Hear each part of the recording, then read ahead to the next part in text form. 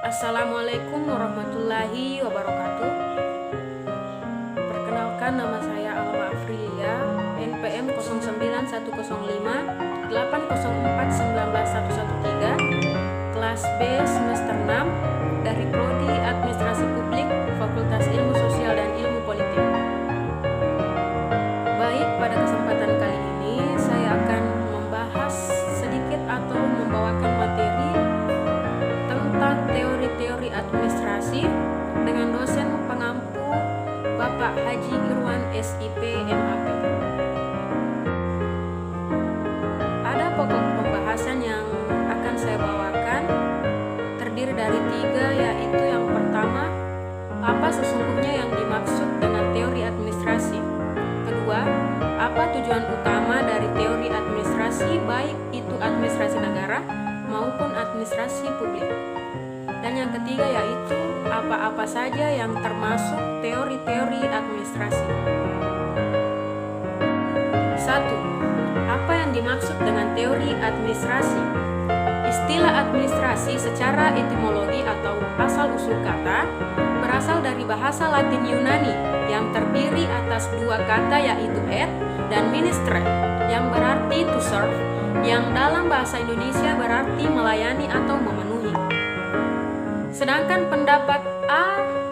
dan Sair yang dikutip ulang oleh Keban pada tahun 2008, administrasi diartikan sebagai arahan, pemerintahan, kegiatan implementasi, kegiatan pengarahan, penciptaan prinsip-prinsip implementasi kebijakan publik, kegiatan melakukan analisis, menyeimbangkan dan mempresentasikan keputusan, pertimbangan-pertimbangan kebijakan sebagai pekerjaan individual dan kelompok dalam menghasilkan barang dan jasa publik, dan sebagai arena bidang kerja akademik dan teoritik.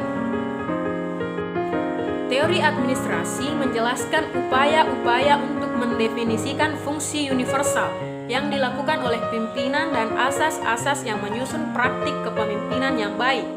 Henry Fayol pada tahun 1841 sampai dengan 1925 menggunakan pendekatan atas manajemen administrasi, yaitu suatu pendekatan dari pimpinan atas sampai pada tingkat pimpinan terbawah.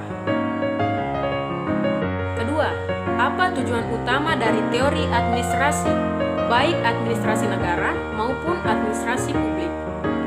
Adapun tujuan teori administrasi negara menurut Bailey adalah untuk menyatukan wawasan humaniora dan proposisi yang divalidasi dari ilmu sosial dan perilaku, dan untuk menerapkan wawasan dan proposisi untuk tugas-tugas meningkatkan proses pemerintahan, dan bertujuan untuk mencapai tujuan yang disahkan secara politik dengan cara yang diamanatkan secara konstitusional. Tujuan administrasi negara adalah untuk mencapai perdamaian dan peningkatan kualitas hidup pada seluruh tatanan negara. Sedangkan tujuan dari administrasi publik yaitu tidak dipungkiri, tujuan utama dari administrasi publik yaitu agar bisa mencapai tujuan negara sesuai dengan keinginan publik. Adapun beberapa keinginan publik tersebut seperti di bawah ini. 1. Memastikan keamanan publik dengan baik.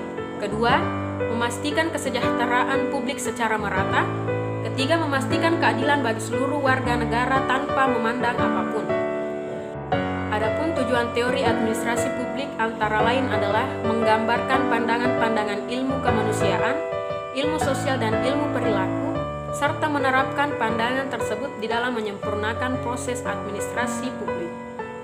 Ketiga, apa-apa saja yang termasuk teori-teori administrasi.